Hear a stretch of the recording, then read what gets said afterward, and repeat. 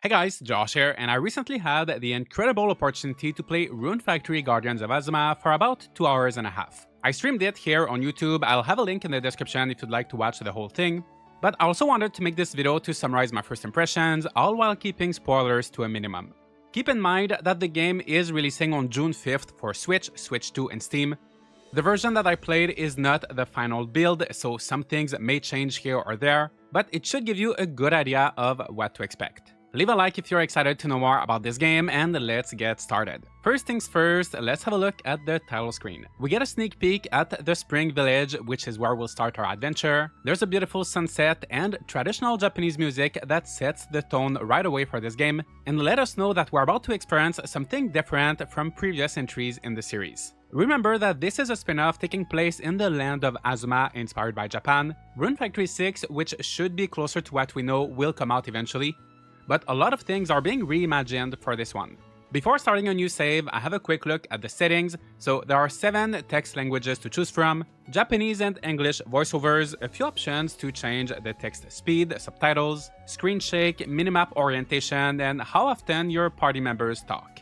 You can also remap most of the controls, which is amazing to see, especially on console, and this here is the Nintendo Switch version. So I start a new game, I can choose between the 2 protagonists, Subaru and Kaguya. I go for Subaru, I keep his name as it is, then I pick a date for my birthday, and as usual for Rune Factory, there are 4 seasons with 30 days each. Next, there are 3 difficulty levels, Story, which is like easy, Balanced, and Hard. I go for Balanced as this is the intended experience and it's my first time playing, and you can change this setting later in game. Now, the game starts, and I don't want to spoil the story in this video, so I won't talk too much about what's happening, but you can tell they put a lot more effort into bringing it to life.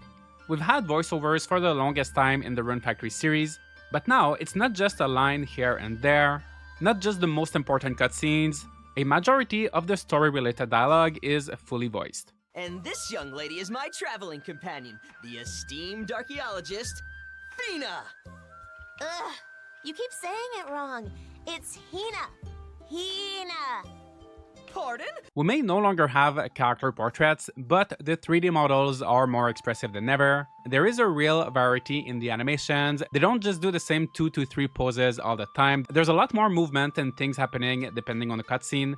It felt a lot more cinematic than previous entries, and I didn't feel like I had too much text to read. The first hour or so was quite heavy on the story. It took some time before I could really play, but with all of these improvements, it was fun to follow along what was happening. The cast is quite diverse and interesting, and my favorite character so far is, without a doubt, our companion, Woolby. I'm obsessed with him, I need a life-size plushie of him, and I couldn't resist taking screenshots every time he showed up in a cutscene because he kept making cuter and cuter expressions. So I'm quite invested in the story and characters already. And basically, the world is divided into 4 seasonal villages that got destroyed during the Celestial Collapse, and the goal is to rebuild them. One way to do that is by using the sacred treasures, such as this drum that can be used to revive dead trees found around the world, and doing so allows you to gather materials from them. One of the big additions here too is that each sacred treasure and weapon type, along with the main activities like foraging and cooking, has their own skill tree. So as you use the drum, for example, you gain drum experience points to use in the drum skill tree, and there you can increase some of your base stats, but also unlock an ability to send enemies flying, another one to generate a healing aura for your party, one is a powerful elemental attack. So this thing does a lot. It's basically a farming tool, a weapon, and what we previously knew as rune abilities all in one. As you do more basic activities like walking, shopping, or sleeping, in other Rune Factory games, these would have their own level, but here they give you all-purpose experience points, and you can spend those in any of the existing skill trees. Even though there may be fewer different things to level up, you have more agency as to how you upgrade your character, and it looks like everything that does have a skill tree feels more unique than in the past, at least from what I've observed so far. So for example, each weapon type has a lot of special abilities. Besides the drum, another treasure we get early on is the Terra Tiller, which is like a magical hoe, and it is used for one of the main features of this game, village building. The Spring Village is fairly large. Visually, I think it looks more interesting than Rick Barth in Rune Factory 5. with more vegetation, buildings, details. It's not as flat. So most of that is pre-built, but there are also some customizable areas. With the Terra Tiller, you can remove debris, get some materials. Then, Woolby can be summoned to craft tiles like roads and fields that can be placed anywhere in these customizable areas. So farming is a bit different, as instead of directly tilling the soil, you open up a building menu, grab the fields and place them. Similarly for the seeds, you grab them from the building menu and put them on top of the fields, and then watering is done by pressing A. You don't have to think about switching between tools, it's all done automatically. And there's even an overhead view where you can do all of that farming and decorating without having to deal with moving your character. You just do your thing with the cursor. I think that will be great on the Switch 2 using the mouse feature of the new Joy-Cons, but even on the Switch it was very quick and easy to do things in this overhead view. Once a day you can use the drum to make crops grow faster. Harvesting is also done with just one button. You always receive a seed of the same level, so you can plant it right back. Don't worry, there will be a way to level up your crops later. And more sacred treasures will be introduced and have their own use with farming. Overall though, it is a very simple farming system. If this was Rune Factory 6, I'm not sure how I would feel about it. But knowing that this is a spin-off and that we'll have to take care of 4 villages, simpler mechanics make a lot of sense. Caring for multiple farms or villages is always tricky in farming sims. It can get overwhelming trying to keep track of everything, traveling between all of these areas, but luckily Guardians of Azuma lets you recruit villagers that will automate the farming for you, so they'll water the crops, harvest them, ship them, and plant new seeds all on their own. They can also take care of shops, so as you progress, you'll build a place for a carpenter, a blacksmith, a tea house, and you'll interact with the NPCs there for crafting and cooking. As suspected, you can't enter these buildings, so most interactions, like cooking, are done through a menu, which is actually not too different than before. It's just that instead of interacting with like a stove in your house, you interact with a tea house in a village. At first, I was a bit worried as to how the village would feel considering that you're recruiting all of these generic NPCs, but I found that there was a good balance between pre-built areas with shops owned by unique characters and the customizable areas with the generic NPCs. It's always tricky to give the player a lot of freedom, all while making an immersive world, but I think the reason why it works here is because there is a good mix. So there's one small area to customize, right next to it is a pre-built one where the nice characters are walking around. A bit further is another customizable one, and they all blend in seamlessly. For decoration, I didn't do too much, but I can see a lot of potential here, especially with the overhead view. And this feature is not only for aesthetics, as buildings and items increase your character's stats and productivity for your village. There are a few more things going on into the village system, so there's a happiness level. Each villager has their own special traits. You eventually level up the village and unlock more things, but I will have to play more before I can say just how much of an impact all of this has on the gameplay. One burning question a lot of people have for this game is, do we have a house? Well, there's a shrine. In it is a chest for storage, a wardrobe to change outfits for you and other characters, but I've not unlocked any of them yet. There's a futon to sleep, that is it, but the shrine is quite damaged at first, so there might be other things later on once it's fixed. So we do have at least something just for us, but I don't have the impression we'll be able to customize it much, and most of our time should be spent in the villages, but also outside those villages. I got to explore a pretty small area in these first few hours, but I can already tell how much has changed since the last game. Like I said, there are these trees to revive and collect items from, crates to break, chests to open, frog statues that unlock new recipes, these other statues that give you onigiri. Every corner has something to offer.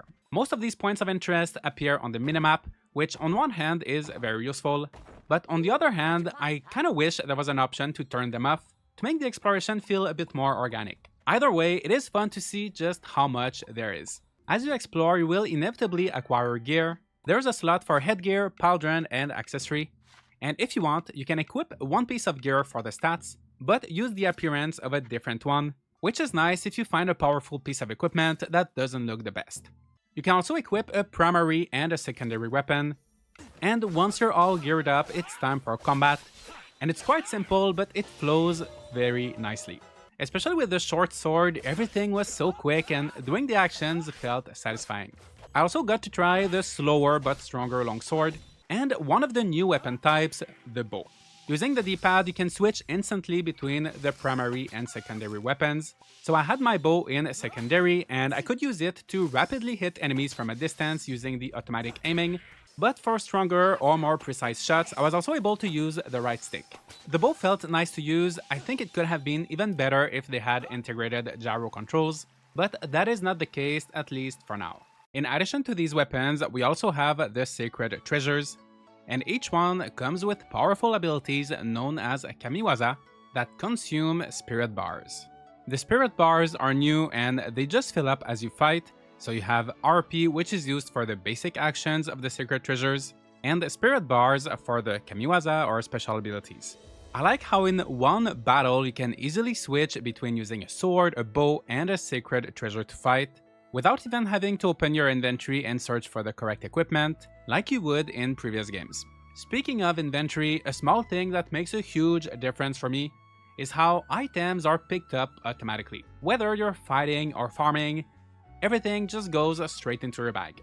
If your bag is full, then they go into your storage, but from what I've seen, the storage is practically available from anywhere whenever you cook or craft, so it's almost as if you had an infinite inventory, and you don't have to worry about it. Since there are always so many different items in Rune Factory, plus the various quality levels, I think it is a great idea for storage management to be a bit more seamless. I also got to do a boss battle, and here there's a new system where hitting their weak points raises this gauge. Once it's full, the boss is stunned, and you can take that opportunity to go all in for a few seconds. Similarly, and this works with regular monsters as well, if you dodge an attack at the perfect time, you can do a counter, where it puts the monsters into this slow motion mode, and you can do a lot of attacks very quickly. So there are tons of little things here and there to make the combat more exciting and engaging, but to be honest, I still found it maybe a little bit too easy. I couldn't figure that out during the stream. I think it was maybe because I was outside of town,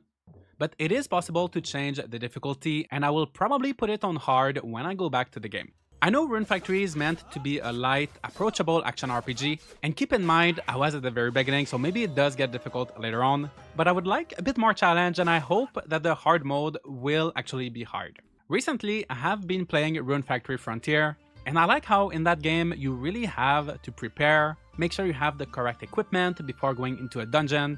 There is some grinding, and maybe later it will be like that, but the first few hours were very easy. Also, just an interesting observation, but usually in Rune Factory you have these gates where monsters travel from the Forest of Beginnings, and they keep spawning until you destroy the gate. For some reason in Azuma, these gates are nowhere to be seen. Monsters just seem to spawn there once a day.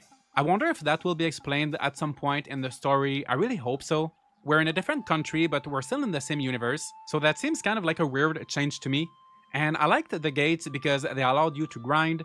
They give you an extra challenge in some cases, but yeah, it is different here. That is the main takeaway here. Guardians of Azuma is different, so don't go into it expecting the same formula, but so far it's been a lot of fun. There is definitely a lot of polish, it feels great, and some of the new ideas like the village building seem very promising.